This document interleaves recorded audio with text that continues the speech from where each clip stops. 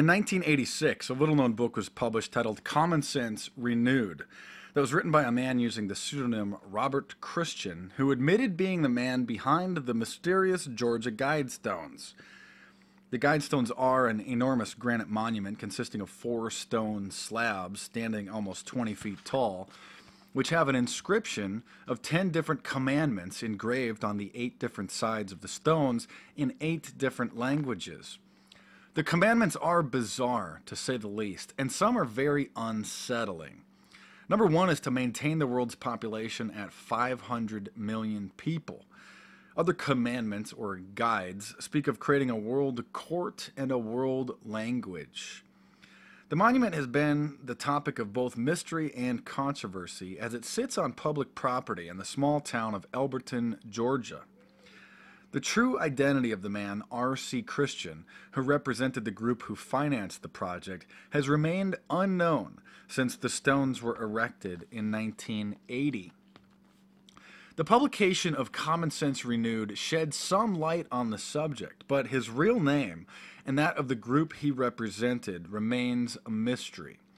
The book explains that Robert Christian is a pseudonym of a private American citizen who is concerned about the growing evidence of decline in the political and economic strengths of our country. It goes on to say that the first 2 printings of Common Sense Renewed were sent to several thousand political officials and shapers of public opinion throughout the world and all members of the United States Congress.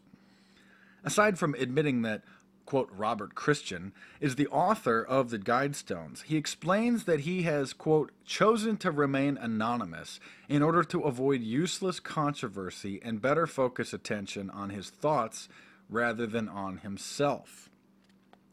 The book is dedicated to Thomas Paine, a deist, author of Common Sense, hence the title. On page 6, the author explains one of the purposes for the monument, saying, quote, the hearts of our human family must be touched and warmed to welcome a global rule by reason. The mysterious man also alluded to transhumanism, a combination of man and machine, saying, quote, we suggest that scholars throughout the world now begin to establish new bases upon which later generations can develop a totally new universal language for men and machines. It will be adopted to our speech mechanism and to the language facilities and patterns impressed in our nervous system. Its spoken and printed forms will be capable of articulate interchange by electromechanical means. It should be noted that when this man first approached the Elberton Granite Association with plans for the project, he identified himself as R.C. Christian, which is a label used by members of the Rosicrucians, a secret society with connections to the Enlightenment and the Illuminati. He also admitted that he had not come up with the project himself, but he merely represented the organization which did. When one reads the guides engraved in the side of the monument and understands that the stone's creator desired the world's population to be reduced by 6 billion people, it can be very unsettling. What's worse is the fact that reducing the world's population by 80 to 95% has been a goal of the Illuminati for some time.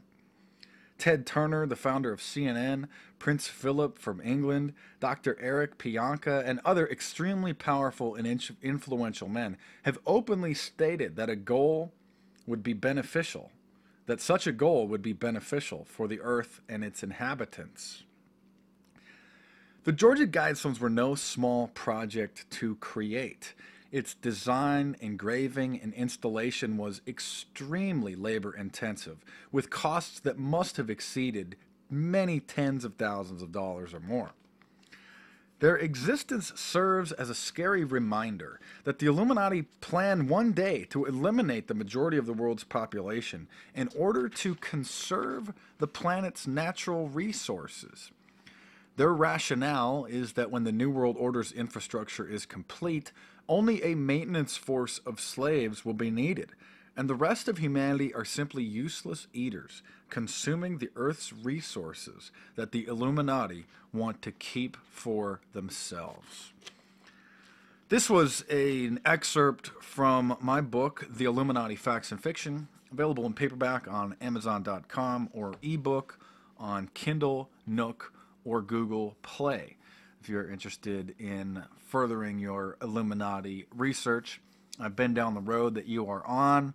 There's many twists and turns, many strange and eerie things, many frauds, many fictions, but many confirmations as well. So if you'd like to save yourself the time and energy of going down some false twists and turns, I just urge you to pick up the book if you want to learn more. I'm Mark Dice. Thanks for watching. Thanks for listening.